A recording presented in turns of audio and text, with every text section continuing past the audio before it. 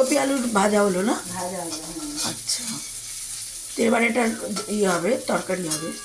আদা বাটা আর একটু জিরে দেবে, একটু ধনে দেবে, বুঝেছো?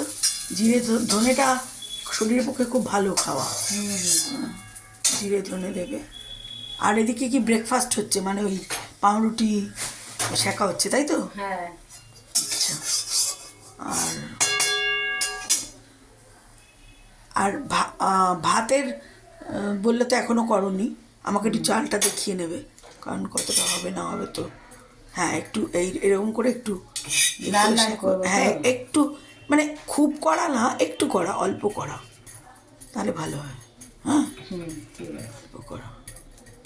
আচ্ছা, ফ্রিজে কিছু তেল ছিল, ওটা মনে হয় ব্যবহার করেছি, একটা আছে। হ্যাঁ, ওটা ব্যবহার করে নিলে ভালো, তাই না? তেলটাই রয়ে গেছে। ওটা কি মাছের তেল না এমনি? না না না, মাছের তেল না, এমনি তেল। মাছের তেল না, ওটা এমনি তেল।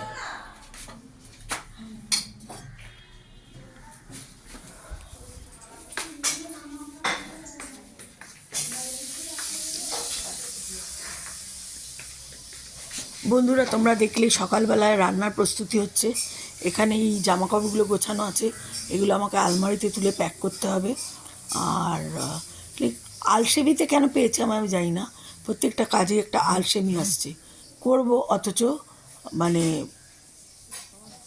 সময় লাগছে, এই করছি করব, এই ভাবটা কেন যে এসে বসেছে আমি জানি না। আর আরও অনেক কিছু গোছাতে হবে, গোছানোর এখনও বাকি আছে।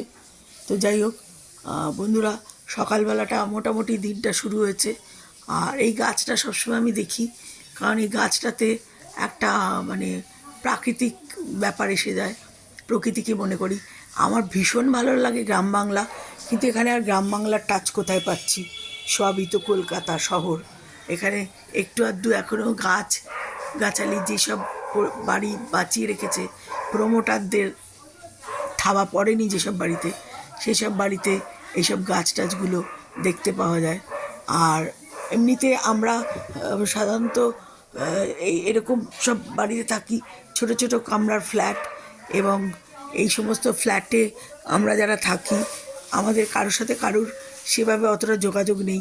হয়তো বিপদে আপদে সবাই ঝাঁপিয়ে করবে বা করে, কিন্তু তাছাড়া এমনিতে খুব একটা যোগাযোগ নেই।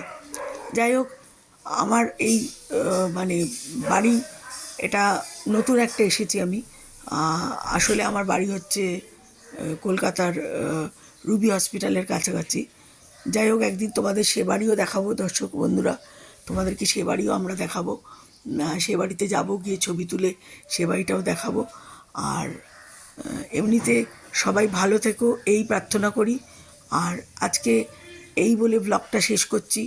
শুভ সকাল, সবাই ভালো থেকো, সবার ভালো থাকার অঙ্গীকার করে আমরা এই ব্লগটা শেষ করছি। রুবি আর নয়ন কলকাতা থেকে বলছি।